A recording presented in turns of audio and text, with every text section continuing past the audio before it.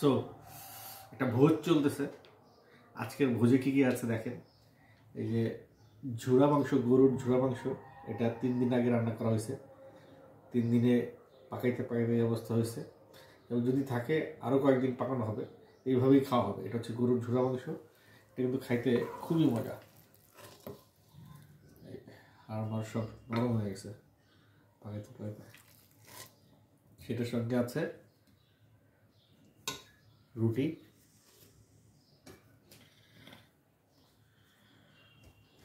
আর আছে দই, মিষ্টি, পানীয় এবং পেঁপে, পাকা পেঁপে।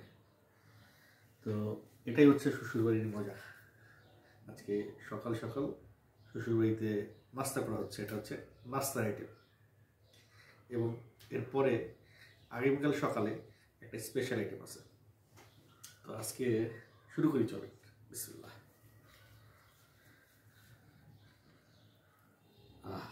কি টেক্সচার, সুন্দর একটা স্মেল আসছে।